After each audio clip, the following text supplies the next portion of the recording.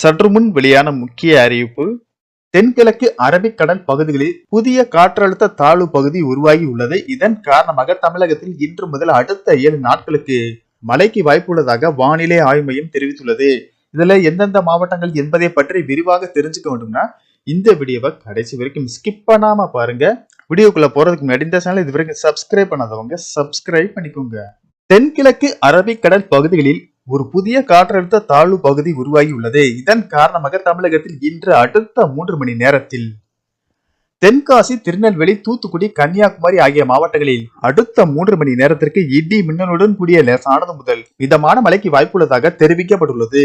மேலும் இன்று தமிழகத்தில் ஓரிரு இடங்களிலும் புதுவை மற்றும் காரைக்கால் பகுதிகளிலும் லேசானது முதல் மிதமான மழை பெய்யக்கூடும். மேலும் தமிழகத்தில் அதிகாலை வேளையில் லேசான பனிமூட்டத்திற்கு வாய்ப்பு உள்ளது.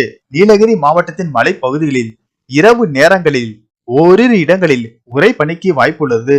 நாளை தமிழகத்தில் ஓரிரு இடங்களிலும் புதுவை மற்றும் காரைக்கால் பகுதிகளிலும் லேசானது முதல் மிதமான மழை பெய்யக்கூடும். தமிழகத்தில் ஓரிரு இடங்களில் அதிகாலை வேளையில் லேசான பனிமூட்டத்திற்கு வாய்ப்புள்ளது.